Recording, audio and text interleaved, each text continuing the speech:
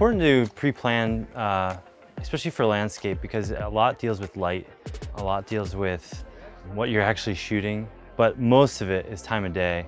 So really knowing like how long something's gonna take to get to, when is the best light, and it really comes down to that. You wanna set yourself up to win. So you want a nice photograph and as your end result. You don't wanna do all that work and then have to come away with nothing. So that's why pre-planning and scouting is really important. We were hanging out at Hawksbill Crag in Arkansas. I picked this spot because it's great for early morning shooting landscapes. It's got a nice point that sticks out.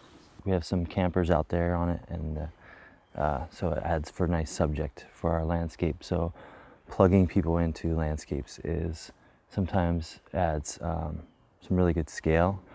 Usually it's good to take the early morning light because, especially a couple minutes ago, before the sun came up, we had some really good light before the sun peaked up over the mountains over there. Importance of that is because you can still capture all the detail in the landscape, the detail and the texture. Whereas like if you have a high sun and it's just blasting down, you're gonna lose all that detail and color, where it's just gonna become real dark shadows and real bright brights. So with this shot, composition wise, you have your subjects or the outcropping there, and then you have the sky. So it's always important to keep the thirds in mind when you're shooting landscape. If you're having exposure differences, like such wide differences with the exposure, so you can take two shots where you will get the detail below, and then you expose it, take the same exact shot and expose it differently where you're getting the detail in the clouds in the sky. So then later on in post-processing, it's a little bit of work, but with an app called Blender, you can paint in the mask in the sky of your underexposed landscape below, and then you can paint in the sky, so you'll have the detail of the sky and the detail of the landscape below, and it works really nice. Now, composition is 100% going to depend on the scene that you're in. It's going to be different in every situation. So the first compositional concept I want to talk about is probably the most basic, but the most important, and that is perspective. Now, perspective is essentially how you orient yourself in accordance to your subject. So with landscape photography, it's essentially where you choose to stand to capture your photo. Now, depending on where you are, your scene can greatly change. For example, if you shoot behind a bush or in front of a bush, now you add a foreground element to your scene that you didn't have before when you were shooting in front of it. If you choose to climb a tree and shoot from a tree, well, that's gonna give you a much different perspective than if you were shooting below the tree where you couldn't see the top of the mountain, for example. I think one of the big misconceptions about landscape photography is it's always done from a tripod. You just set your tripod up and take the photo. And yes, maybe some landscape photographers shoot like that, but for me, I like to move around. Yes, I'll put my camera on a tripod if it needs to be on a tripod, but I'll be constantly moving around and just trying to come up with new and interesting compositions. Now, the second compositional topic I want to talk about is this idea of leading lines. And leading lines are basically just lines in your image that help guide the viewer's eyes to a specific part of the image or a vantage point in the image. For example, the edges of mountains, or where a lake hits the shoreline, or even a beach that kind of wraps around and guides your eye to something in the distance. For example, the leading lines in this image are man-made and they're coming from the train tracks. So you can see the train tracks just naturally lead our eyes onto this bridge and into the background there. Also, the tree branches are kind of help navigating our eyes to the center of the scene, and also the lines on the bridge just make it very easy for our eyes to focus on the most important part of the frame, which is just the bridge. I think this photo is also a really good example of our next compositional topic, which is depth. Now, depth is very important for landscape photography because it gives the viewer an idea of the actual size and scale of that location that you're shooting in. And the best way to show depth in our landscape photos is to make sure that we have a foreground, a midground, and a background. So foreground elements are things that are closest to our frame.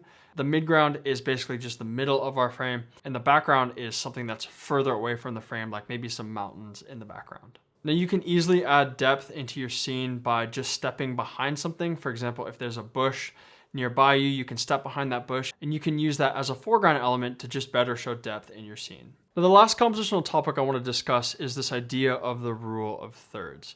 And the rule of thirds tells us that we should divide our frame into thirds and then place our subject on the intersecting lines. This just makes it easy for our eyes to navigate throughout a photo and also focus on the most important parts of the image. This is a photo by Luca Bravo. First off, it's absolutely stunning. I think it's a beautiful image. But you can see our main subject here is very easy to identify. This little boat shack, I guess you would call it. It's kind of anchoring the photo and just allowing our eyes to easily navigate that throughout the frame and see all the most important parts of this image. But those are some of the basic concepts that I want you guys to think about when you're shooting composition: perspective, leading lines, depth, and rule of thirds. I think those are just the most essential compositional concepts that you should know, and you can take those and go out and shoot and have those in mind while you're creating your compositions and use them as guidelines for capturing great compositions while you're out shooting in the field. Okay, let's talk a little bit about light. We try for the best for a landscape. Generally, it's directional light that makes for the best pictures, and therefore that would mean sunrise and sunset, which we like to call magic hour. And for those two times of the day, I always have a subject. We plan our day around that light, and so for every sunrise, I already know where I want to be in order to put the subject in that early morning light. So maybe you're not so lucky, maybe it's even raining. Well, there's advantage to be gained there. I'm in the place called Wuling Yuan. It's a national park in China. Its feature is these spires, 300-foot spires of rock that come straight out from the valley floor. It's where they filmed Avatar. It's not easy to photograph in that the only time you get this really nice cloud layer, fog, which gives it atmosphere, is when it's raining. So I was praying for rain. And here I am on the cable car that's taking me to the top of the mountain. Well, that also became an element of my photograph, and then I'm using the size of that little cable car to give you a sense of the scale of how big these spires, these stone columns really are. So I get the atmosphere with the bad weather, with the clouds, and shooting from the cable car. I'm in mid-distance, so you can see on one side, I'm not all the way up to the top. I'm somewhere in between, shooting straight this way. Incidentally, once I found this angle, I must have taken this car up and down a dozen times. So once you zero in and see what works for you, once that vision clicks in and you see the picture, then I guarantee I'm going to get it by repeating as often as I can. So in this case, I think I shot an hour or so, or maybe more, until the cloud cover disappeared, and I just kept round tripping on that cable car in order to get these different perspectives. I'm in Italy. I'm in Genova, and it's a beautiful facade, and I get there and it's pouring rain. So what am I going to do? The rain stops, the sun pops out. I walk over to shoot a picture of this building, and I look down and I get this amazing cheap aerial where I'm seeing the facade reflection in a puddle, and all I had to do was hang around and wait for something odd to happen, and I have this beautiful light, and I have this cheap aerial, and that's the way I did it.